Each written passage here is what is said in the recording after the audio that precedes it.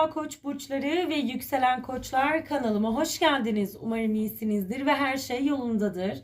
Bir şekilde bu videoya tıkladıysanız bilinçaltınızın size söylemek istediği bir şey var demektir. Bakalım bilinçaltınız size ne söylemek istiyor? Hemen şöyle bir kart açacağım ve o kart üstüne öğrenmeniz gereken yorumu sizlere göndereceğiz. Şöyle bakıyoruz. Wow. Çok güzel bir enerji. Tılsıması. Sevgili Koç burcu, bu gördüğün kart bir kapının açılmasıdır. Ve bu kapı öyle sıradan bir kapı değil sevgili Koç. Hayatında somut şekilde değişim yaratabilecek bir kapıdır aslında bu. Yani bir fırsat kapısı da diyebilirim buna. Demek ki bilinçaltın belki de uzun zamandır bu değişimin kapısını bekliyordu olabilir. Tılsıması para, iş, yeni başlangıçlar, bereket, güvenli adımlar ve gerçek dünyada sonuç verecek olan gelişmeleri anlatır. Sevgili Koç burcu. Yani sadece hayal kurmak değil, eline geçecek, dokunabileceğin, büyütebileceğin bir enerji geliyor. Bu dönem sana sunulan bir teklif olabilir. Yani bir iş fırsatı, ek gelir getirecek bir yol, uzun vadede değer kazanacak bir başlangıç ya da hayatında istikrar yaratacak bir kararın kartıdır sevgili Koç burcu. Ama bu kartın derin mesajı tabii ki sadece para değil. Bu kart sana şunu da söylüyor aynı zamanda.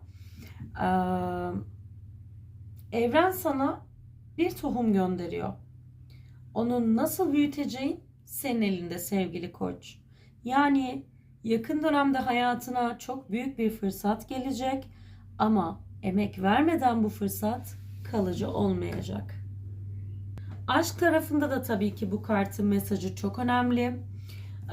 Çünkü bu kart aynı zamanda sana güven veren, gerçek niyetli, ayakları yere sağlam basan bir kişinin hayatına girişini de gösterebilir. Özellikle bekar bir Koç burcuysan. Geçici heveslerden farklı bir enerjiyi temsil eder sevgili Koç. Koç burcu için burada asıl soru şu aslında. Sen artık sadece hızla başlayan şeyleri değil, sağlam duran şeyleri seçmek zorundasın der bu kart sana. Evet, tılsıması burada sana büyüme potansiyelini aslında hatırlatıyor sevgili Koç.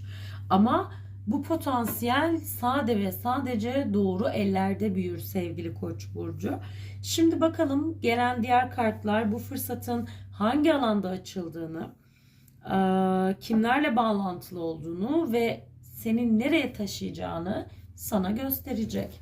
Hemen şöyle kartlarını karıştırmak istiyorum. Koç ve yükselen Koç burcu niyetiyle. Haydi bakalım. Kartlarınızı açalım.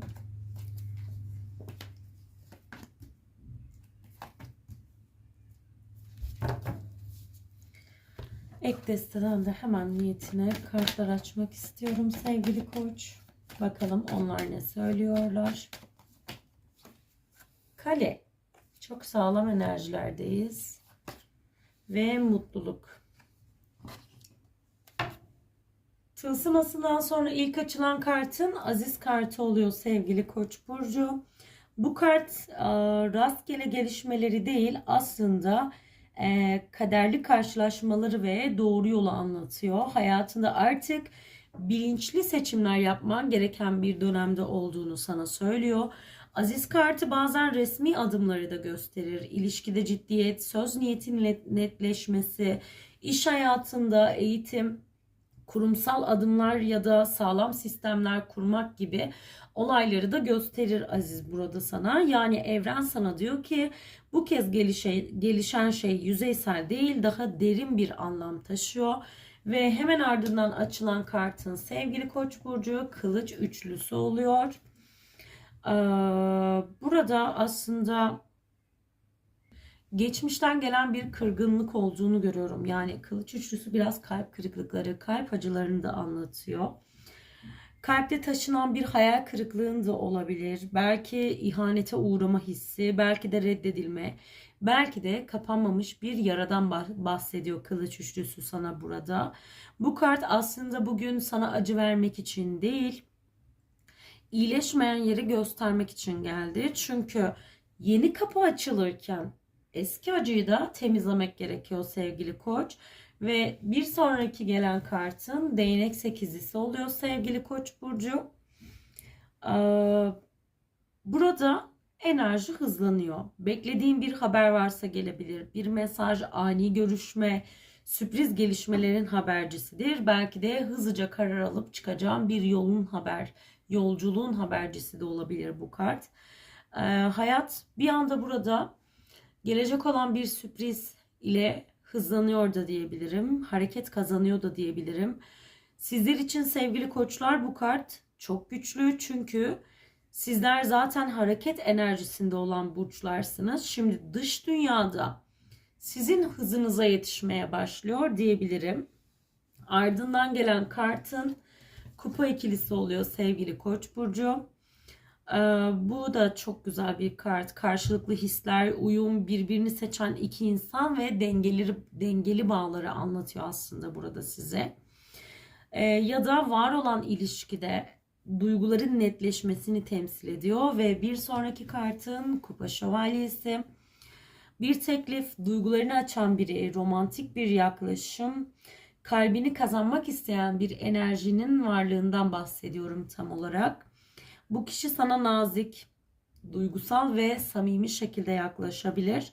Şimdi bütün tabloya baktığımda aslında kartların mesajı çok net sevgili Koç burcu. Senin önünde bu dönemde hem fırsat hem aşk enerjisi var diyebilirim. Ama önce geçmişte kırılan kalbinin yükünü bırak diyor tarot sana. Çünkü eski acıyı taşıyarak yeni mutluluğa girilmiyor ne yazık ki. Mutluluk kartı da aslında burada bunu destekliyor sevgili Koç. Sonuç enerjisi ferahlık, sevinç ve iç huzur olarak görünüyor. Yani şunu söylemek istiyorum. Bu dönem sana hem kalbini hem hayatını yenileme şansı geliyor. Bugün bilinçaltının bunu duymaya ihtiyacı varmış. Tabii burada sizlere bir soru da sormak istiyorum. Geçmişte canınızı yakan şeyi bırakıp gerçekten size gelen güzelliği kabul etmeye hazır mısınız sevgili koçlar? Hadi bakalım, hazırsak o zaman geçmişi geçmişte bırakıp güzellikleri sevgiyle kucaklama zamanı diyoruz.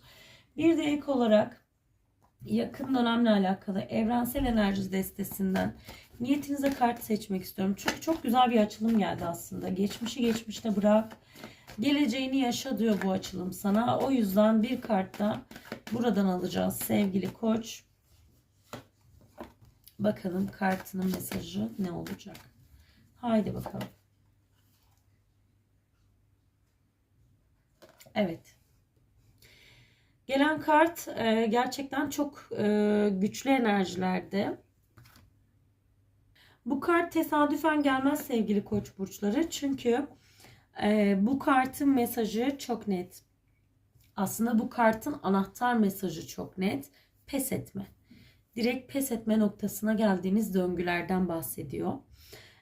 Az önceki kartlarda bir fırsat kapısı, aşk enerjisi, hızlanan gelişmeler ve mutluluğa giden bir yol gördük. Evet. Ama bu kart size diyor ki tam kapıya yaklaşmışken asla vazgeçmeyin. Bazen insan en çok dönüşüm gerçekleştirmek üzereyken yorulur. Tam olacakken umudunu kaybeder. Tam iyileşecekken geçmiş acıya geri döner. İşte bu kart aslında seni burada uyarıyor. Kılıç üçlüsüyle gördüğümüz o kart yarısı belki seni zaman zaman geri çekiyor. Ya yine aynı şey olursa diye düşünüyor olabilirsin. Ama bu kart diyor ki geçmişin korkusu geleceğine engel olmak zorunda değil. Ya da geleceğin gerçeği olmak zorunda değil sevgili Koç. Kartın içindeki mütevazi yaşam tarzı, ruhsal derinlik ve felsefik yaklaşım mesajı da çok kıymetli aslında burada. Çünkü Senin bu dönemde aradığın şey sadece heyecan değil, aslında anlam. Sadece biri gelsin değil, ruhuna iyi gelsin istiyorsun. Sadece para kazanmak değil, iç huzurla büyümek istiyorsun. Sadece hız değil, doğru yön istiyorsun. Yani bu açılım sana şunu anlatıyor sevgili koç. Hayatına güzel şeyler geliyor.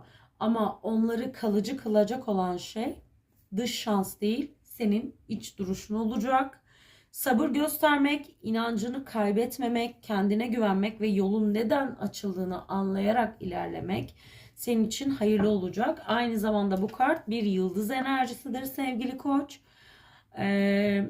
Ve yıldızlar karanlıkta daha net görünür. Sen çok parlak bir yıldızsın ve artık daha görünür oluyorsun. Yani şu anda zorlandığın bir alan varsa bu ışığının sönmesi değil, daha görünür hale gelmesidir demek istiyorum. Pes etme çünkü beklediğin kapı zaten açılmaya başladı. Bugünlük bizden bu kadardı. Bir sonraki videoda görüşmek dileğiyle. Sürçülisan ettiysek affola. Hoşça kal, sevgiyle kal.